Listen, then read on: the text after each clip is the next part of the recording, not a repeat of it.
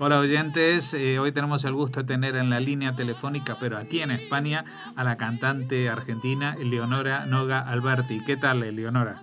Encantada, buenas tardes, muchísimas gracias por contactarme y poder conversar este rato con ustedes.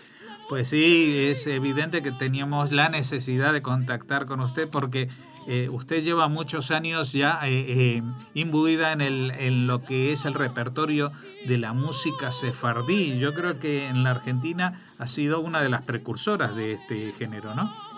Creo en un aspecto sí, de alguna manera sí, pero en un aspecto sobre todo que es el aspecto de la investigación, ¿no es cierto? Es decir, aunque yo soy una cantante y soy una soprano, creo que lo que le dio otra característica a mi tarea es el haber sido también una investigadora sobre el tema y que eso se transforme en un archivo, creo que inexistente, en otro sitio que en el que yo tengo, ¿no? Claro.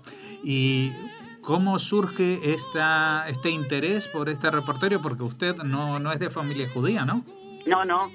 No, mi padre es de una familia de origen español y mi madre de origen italiano, de Mota, pero no judíos, así que surgió realmente estando yo en la universidad. Yo estaba en un conjunto de música de Edad Media y Renacimiento, y estando en ese conjunto, que era el Ars Rediviva de Buenos Aires, tuve un día que ilustrar tuvimos como conjunto que ilustrar una conferencia sobre el romancero y la fiesta de San Juan. Y entre los romances que propuso el conferencista, que era el doctor Augusto Raúl Cortázar, había un romance de sefardí de la isla de Rodas. Él le interesaba que yo cantara esa versión porque otro miembro del conjunto iba a hacer una versión española, y Leda Valladares, que fue una gran investigadora y cantante argentina dedicada sobre todo al folclore argentino, iba a hacer una versión campestre, digamos, de criolla del mismo romance. Y así fue como entré a ese tema, estando ya casi al final de la carrera. Había una materia que nos exigía hacer un trabajo directamente de las fuentes, es decir, grabar, documentar de quienes cantaran o interpretaran música en directo, partir del ejemplo vivo hacia la investigación etnomusicológica. Y allí fue donde yo propuse, a raíz de una serie de razones personales, ¿no es cierto? Estaba por tener un bebé y no podía viajar con mis compañeros a otro viaje. Comencé a hacer este trabajo y bueno, y así fue como entré en el mundo de la canción y del romancero y de todo lo que es el legado judeo-español, ¿no? ¿Y cuáles fueron los informantes? ¿De dónde obtuvo esas melodías no comerciales, digamos? Es muy interesante. Yo trabajé siempre, e inclusive dentro de mis recitales, siempre he tomado los ejemplos, es decir, las bases de mis grabaciones y de mis interpretaciones son documentos, es decir, o bien el documento que yo grabé o un documento que otro investigador documentó y yo utilicé. Los primeros, y justamente eso es uno de los temas que me trajo también a España, fueron un grupo de sefardíes de Jerusalén, que fue a quienes primero grabé si digo la fecha van a pensar que tengo 110 años, pero fue en el año 68, en el mes de julio del 68, a un grupo de señores sefardíes, uno de los cuales era el hijo del fundador de la comunidad sefardita de Asunción del Paraguay.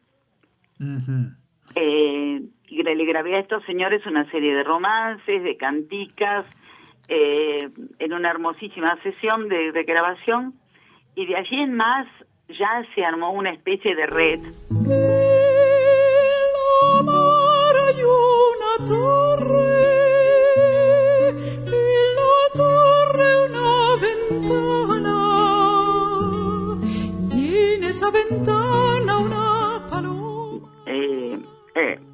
que decir que en el momento en que yo empecé, obviamente, no había ni internet ni ningún tipo de cosa que se le pareciera, que yo no tenía ningún tipo de conocimiento siquiera de si había sefardíes en Buenos Aires, que fue todo un descubrimiento para mí y para la cátedra, que me apoyó totalmente. Luego se dio cuenta que había muchos. Que había muchos, mucho más de lo que, claro, porque yo podía haber supuesto, ¿no? Claro, porque a diferencia de los judíos de origen ruso o polaco, pues el apellido no es tan llamativo.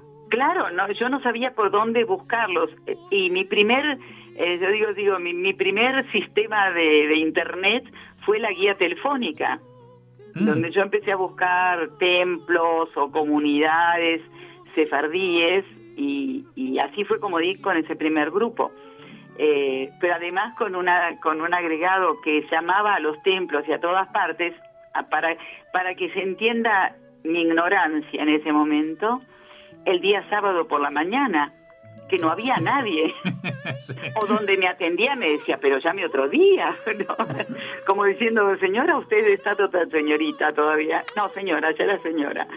Usted está equivocada, no es el momento. Pero bueno, esa es la anécdota, digamos, claro, del asunto. Bueno, usted hizo una muy profunda y amplia carrera lírica, sí. Como soprano, se sí. pueden ver, tiene varios discos y grabaciones en YouTube con temas también de la música clásica más tradicional. También ha incurrido bastante en el repertorio contemporáneo.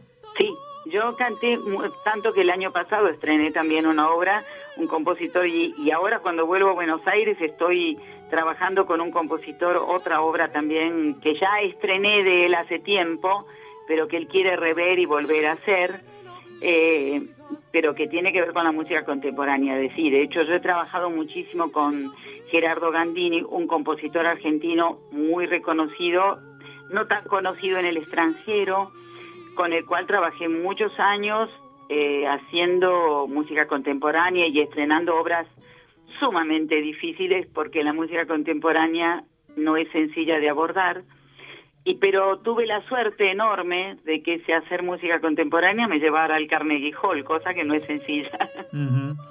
Bueno, pero aparte de esa música contemporánea, cuando usted abordó este repertorio de las músicas tradicionales sefardíes, había que ponerle una nueva ropa, porque es una tradición de canto casi desnudo, ¿no? Claro, exactamente. Bueno, tengo un colega, un musicólogo argentino, Pablo Sirio, que dice siempre, entonces no es el único, hay otros colegas que dicen lo mismo, que yo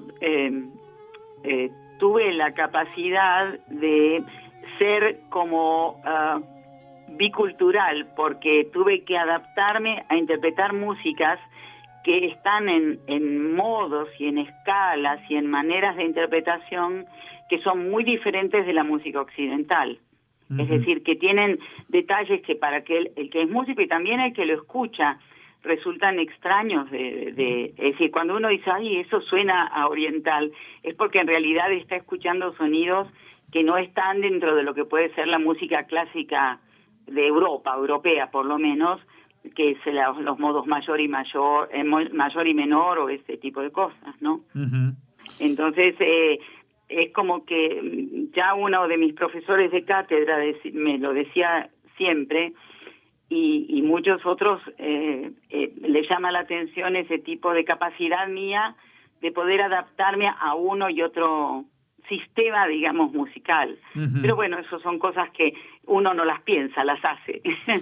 No, y aparte digo de que para llevarle a los músicos, intérpretes, ese ambiente, pues había que escribirlo. Ha necesitado también la colaboración de arreglistas, compositores, es verdad, para reconstruir un ambiente que si no estaría tocándolo con un laúd árabe y un pandero solamente. Claro. Bueno, de hecho yo he hecho, al hacer, digamos, este repertorio, y conociendo, naturalmente, después de aquella ignorancia primera, tuve que estudiar muchísimo para saber dónde estaba yo, para ciertas canciones, yo lo único que utilicé era a veces solamente una darbuka, un tambor de copa o una pandereta, un pandero, y en otros casos solamente el oud y la percusión. No quise hacer ningún otro tipo de arreglo que de alguna manera modificara lo que yo entendía que era esencial de esa canción. Y para eso me basé en preguntarle a las personas a las cuales yo le había grabado cómo solía hacerse eso en el lugar de donde ellos venían, ¿es cierto? Claro.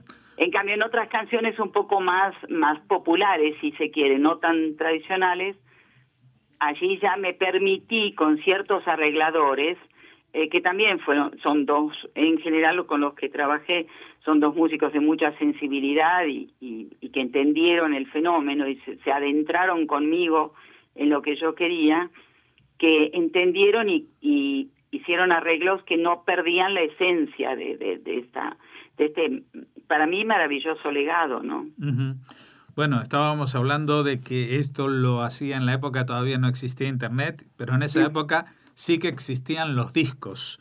Claro. Y luego todas estas grabaciones que usted ha hecho, pues llegaban más allá de la Argentina. Claro, es cierto, es cierto. Yo inclusive también tengo que decir que y eso porque me lo dijeron mis propios informantes, muchas veces también en los lugares de origen, Turquía y esos lugares, llegaban músicas que no eran solamente sefardíes, es decir, que escuchaban lo que sonaba alrededor. Entonces me permitía una cierta libertad para hacer arreglos, ¿no? Uh-huh. Pero sí, yo siempre me basé, de hecho yo tengo 2 discos enteros dedicados al repertorio. El primero está agotado hace años, ¿no? Uh-huh. No sé si, creo que en Estados Unidos todavía se hizo una nueva edición, pero creo que está agotada también. Pero el segundo de ellos, que fue editado aquí en España, Cantares de Sefarad 2, volumen 2, en ese, y después fue reeditado también en América, en Argentina y Sudamérica. Ese segundo CD para mí es el más interesante, desde mi adentro, desde mi percepción interna, porque creo que es más rico. Y una cosa bastante diferente, por ejemplo, casi diría, saliéndome un poco de lo que es tradicional, es que yo canto en ese disco varios ejemplos que son de liturgia sefardí. Uh-huh. Y me permití hacerlo porque en realidad quienes me los enseñaron fueron, en un caso, el que era entonces rabino de la comunidad marroquí de Argentina, el rabino Saadia Ben Zaken, y en el otro caso el rabino Aaron Angel, que era el rabino de la comunidad de Rodas, Esmirna, Turquía, digamos, que abarcaba todo eso, ¿no? Y ellos insistieron en que yo tenía que cantar ese repertorio. Y yo dije, bueno, si me dan el visto bueno, yo voy. Uh-huh. Entonces, sí, porque a diferencia de las otras canciones que mencionaba, las coplas y los romances, que suele ser un repertorio entonado por mujeres. Casi exclusivamente. Casi exclusivamente, pues el otro repertorio, el paralitúrgico, es casi exclusivamente masculino, porque se realiza en las sinagogas y en hebreo, ¿no? Claro. Pero después tuve, como, digamos, en la parte de investigación, tuve algo que fue, a veces se dieron casos muy interesantes, o de volver a ver a gente a grabarle en años sucesivos, o como me ocurrió en Asunción del Paraguay, de grabar 4 generaciones en una misma familia. Eso es maravilloso, uh-huh, porque uno puede ver el proceso de cambio que sufre el repertorio tradicional, ¿no? Entonces, ha sido para mí un trabajo muy enriquecedor, más allá de lo que yo haga después como cantante lírica, y además nunca quise hacer el repertorio sefardí con ese modo de cantar lírico, sino que yo entiendo que tiene que ser una manera más llana, más sencilla, más como cantaban las señoras o los señores que no tenían una escuela de canto, ¿no es cierto? Uh-huh. Bueno, yo espero que este viaje a España, sean cual sea sus finalidades, también alguien le haya sugerido y le haya preguntado, ¿y por qué no grabas algún nuevo disco de música sefardí, ¿no? porque claro, estaba Es verdad. usted contando lo bien que le fue hace tantos años con algunas cosas, y por qué no volver. Otro más. Ah. ¿Sabes que aquí en España tuve una hermosa experiencia cuando yo vine en el año 2000 como becaria del Ministerio de Asuntos Exteriores, que vine a hacer un trabajo específicamente sobre completar un trabajo sobre sobre el repertorio que yo había grabado de música de judíos sefardíes de Marruecos. Uh-huh. Hice un recital con un conjunto de aquí y fue muy hermoso ese recital. Lo hicimos en la sede de la Hebraica, me parece, de aquí, o Amia, no me acuerdo. No, creo que era Hebraica. En una sede de Hebraica. Sí. Y me acompañó un conjunto con el cual improvisamos arreglos en el momento. ¿Quiénes eran los de Avallare se llamaba el conjunto, Avallare se escribía, ¿no? Yo en este viaje no los he contactado, la verdad estuve trabajando mucho en otros temas, pero fue hermoso porque fue como encontrarle una nueva beta a lo que yo había hecho antes, es decir, una nueva manera. Esta cosa de improvisar le dio una riqueza muy grande a lo que estábamos haciendo y fue un gran éxito, me acuerdo, fue muy, muy hermoso. Y bueno, y ahora me he encontrado también aquí, porque a pesar de todo, también estuve en contacto con gente que hace el repertorio, y me he encontrado con gente de Urueña, de Valladolid, sí. Y bueno, nunca se sabe si quizá uno no despunta el vicio. ¿Con Joaquín Díaz? Joaquín Díaz y con Luis... con Luis Delgado. Delgado. Uh-huh. La verdad ha sido un gran placer estar con ellos y poder aprovechar esta presentación de este disco de Joaquín que hizo muy recientemente. Sí, también sobre el repertorio de Larrea, ¿no? No solamente, no, él es un disco, es un CD que él hizo sobre recopilaciones de programas que él hacía por la radio. Ah. Es una especie de recopilación de distintas canciones, es donde hay un poco algunas cosas que no son sefardíes también, pero que eran programas de radio y los técnicos de sonido habían guardado esas grabaciones uh-huh. en muy buen estado y entonces hizo bueno, y así nos encontramos y claro, insistieron en que en junio se hacía un simposio que viniese. Creo que voy a enviar un video. Les voy a enviar a ustedes un video que mandé ya a la Fundación de Joaquín Díaz para un simposio que se hizo en el 2015, creo. Y se lo voy a enviar por internet. Muy bien. Y ahora prepararé otro para el de junio, porque en junio no puedo venir porque estoy en plena tarea en Buenos Aires, pero creo que no voy a demorar mucho en volver a Madrid. Y si vengo, será para cantar también. Muy bien, y esa vez ya vendrá en persona al estudio. Esta vez no hubo tiempo. Me encantará, por supuesto, para conocernos personalmente. Muy bien, Leonora Noga Alberti, le deseamos muchos éxitos en su carrera y que siga ahondando en esta combinación de la investigación y la creación artística. Muchas gracias. Muchísimas gracias. Gracias por haberse preocupado por ubicarme y por hacer esta entrevista. Y bueno, estamos en contacto. Cualquier cosa, a sus órdenes.